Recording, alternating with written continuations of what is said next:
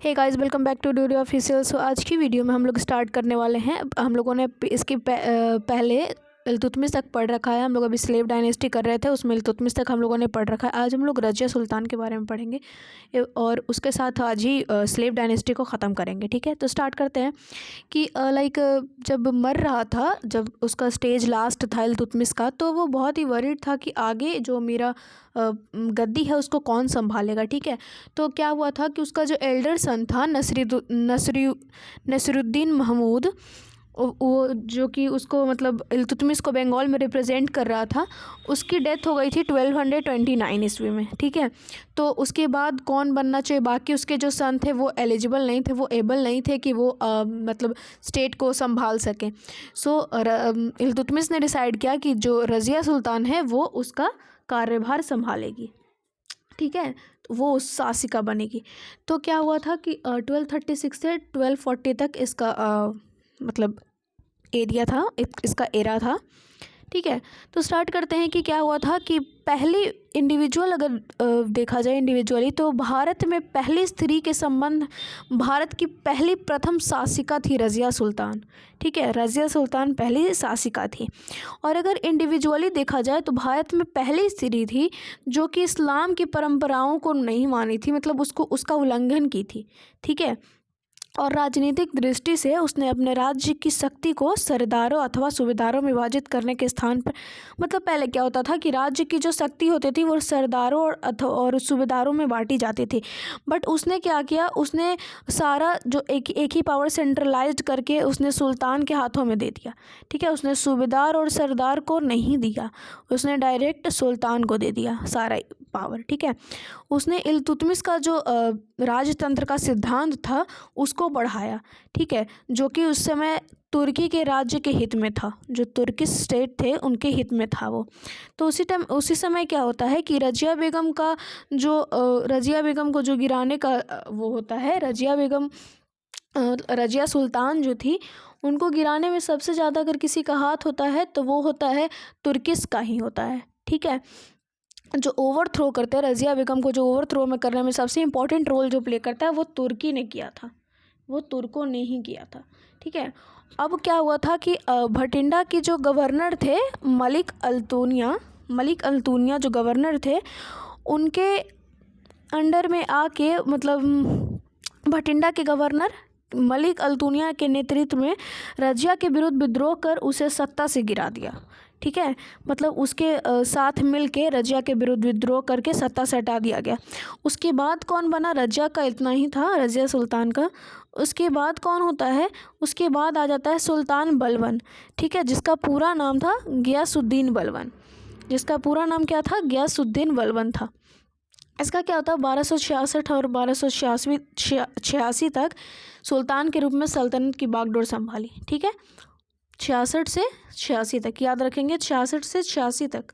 ठीक है, उसके बाद क्या हुआ, उसे उलून खां के नाम से भी जाना जाता है। उसका वास्तविक नाम वाउद्दीन था।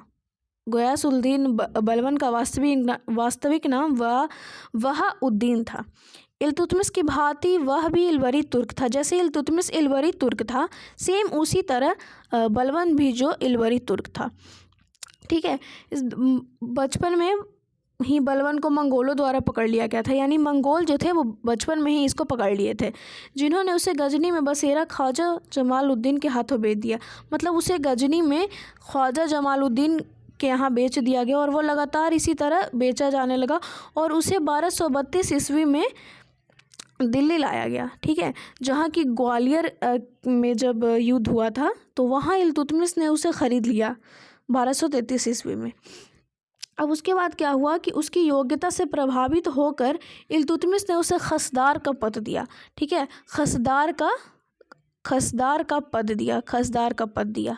ठीक है, रज़िया के काल में वह अमीर शिकार बन गया था, अमीर शिकार के पद तक वो पहुंच गया था बलबन। रज़िया के विरुद्ध षड्यंत्र में उसने तुर्की सरदारों का साथ दिया। मतलब जब तुर्की सरदार षड्यंत्र कर रहे थे कि रज़िया बेगम को हटाना है, तो उसी समय इसने तुर्कों का साथ दिया बलबन ने, और फलस्वरूप वह बैराम शाह के सुल्तान बनने के बाद उसे अमीर आखुर का पद मिला। ठीक है, उसके बाद बहराम शाह जो बना सुल्तान, उसी टाइम इसे अमीर आखुर का पद मिल गया। किसको मिल गया? बलबन को मिल गया।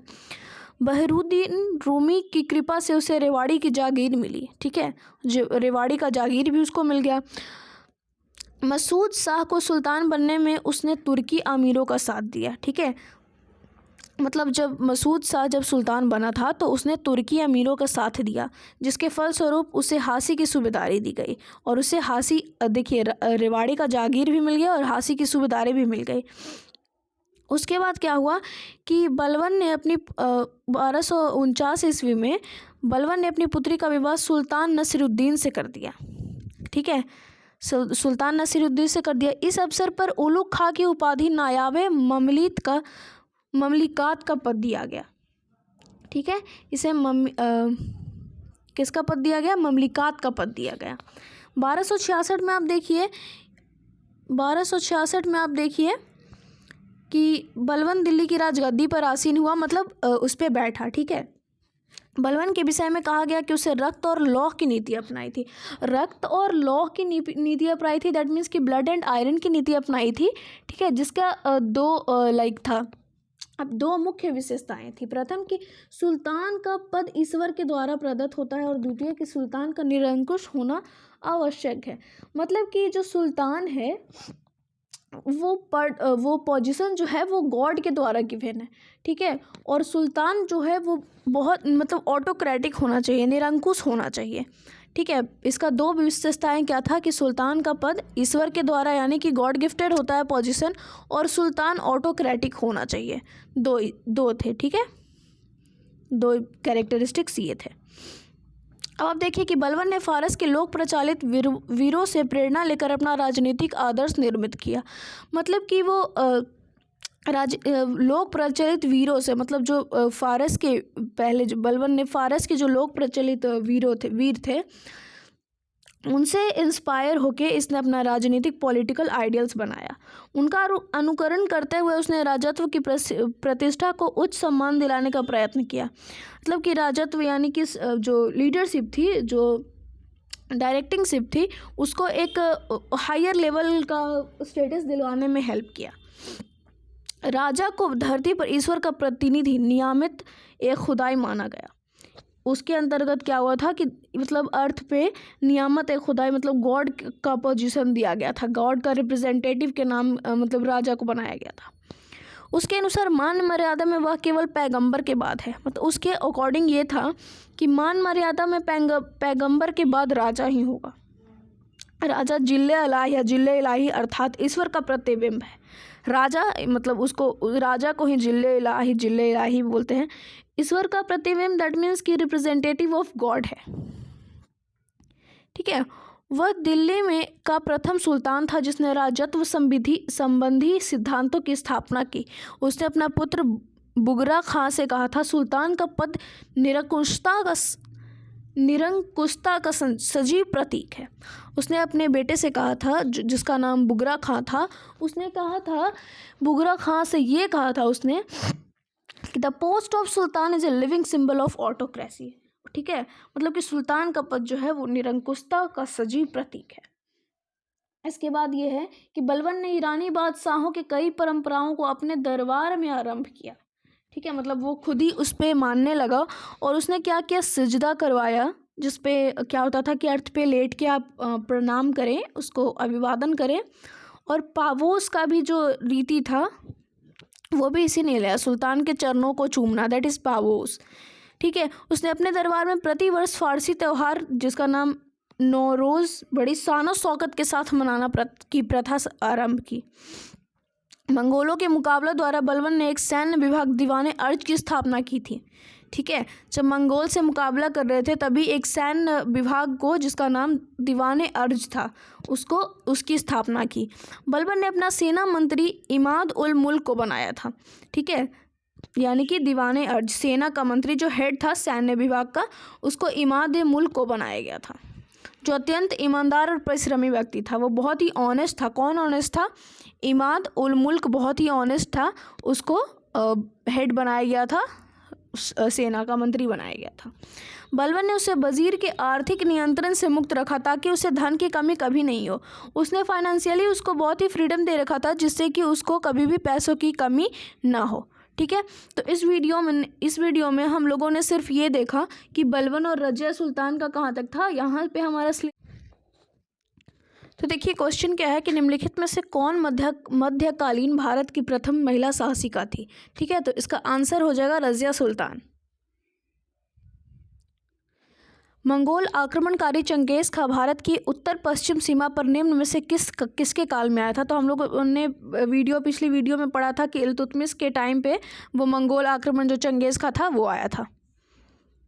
नेक्स्ट क्वेश्चन है कि दिल्ली का कौन सुल्तान मंगोल नेता चंगेज खां का समकालीन था। ठीक है, समकालीन था तो इल्तुतमिश था। ठीक है, किसके शासनकाल में मंगोल प्रथम बार सिंधु के तट पर देखे गए थे। इल्तुतमिश के टाइम में ही देखे गए थे। आप अगर आपको नहीं पता इसका एक्सप्लेनेशन तो आप प्लीज़ पिछली वीडियो को जाकर चेक करें। ठीक है, नेक्स्ट क्वेश्चन है कि चंगेज खां के अधीन मंगोलों ने भारत पर आक्रमण कब किया था। ठीक है, आक्रमण कब किया था तो इल्तुतमिश के शासनकाल में किया था। चंगेज खान का मूल नाम क्या था। इसका मूल नाम तेमुचीन भी था। इल्तुतमिश ने बिहार में अपना प्रथम सूबेदार नियुक्त कब किया था। किसको किया था, मालिक जानी को किया था। आप देख सकते हैं सारा वीपीएससी में क्वेश्चन पूछा हुआ है। रजिया बेगम का सत्यात्युत करने में किसका हाथ था, तुर्कों का हाथ था। सत्यात्युत मतलब दैट मीन्स कि उसको ओवरथ्रोइंग करने में उनको मतलब ड्रॉबैक नहीं, उनको गिराने में किसका हाथ था, तो तुर्कों का हाथ था।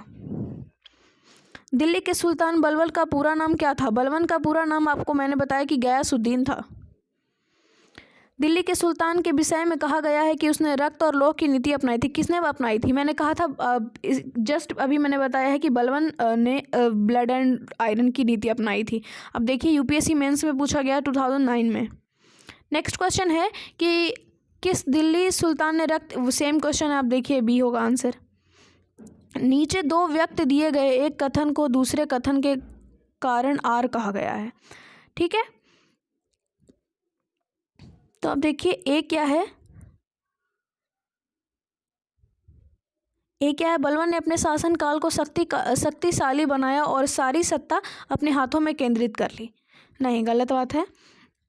ठीक है, और बी है अपने हाथों में कर ली थी, हाँ, सूबेदारों को नहीं दी थी। ठीक है, बी है उत्तर पश्चिम सीमा को मंगोल आक्रमण से सुरक्षित करना चाहता। ठीक है, तो इसका आंसर बी हो जाएगा। दोनों सही है पर ए की समुचित व्याख्या आर नहीं है। ठीक है, 26 क्वेश्चन देखिए।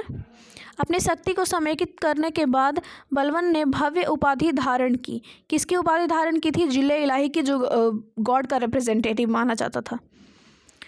वह प्रथम मुस्लिम शासक कौन था जिसने शासन के सिद्धांत को राजाओं के ईश्वरीय अभी मैंने आपको बताया बलबन ने किया था ये। निम्नलिखित में से किसने भारत की प्रसिद्धि फारसी त्यौहार नौरोज को आरंभ करवाया था। नौरोज यानी कि एक फारसी त्यौहार था जिसको स्टार्ट करवाया था बलबन ने। निम्नलिखित में से कौन सा कथन बलबन के संबंध में सही नहीं है। उसने नियामत खुदाई का सिद्धांत प्रतिपादन किया था। उसने इफ्तादारी व्यवस्था का प्रारंभ किया था, नहीं। उसने तुर्काने चहलगानी का प्रभाव समाप्त किया, नहीं किया, हाँ। उसने बंगाल के विद्रोह का दमन किया। ठीक है, तो इसका आंसर हो जाएगा बी। लास्ट क्वेश्चन है कि निम्नलिखित सुल्तानों में से किसने गढ़ मुक्तेश्वर की मस्जिद की दीवारों पर अपना शिलालेख को स्वयं कर खलीफा का सहायक कहा था।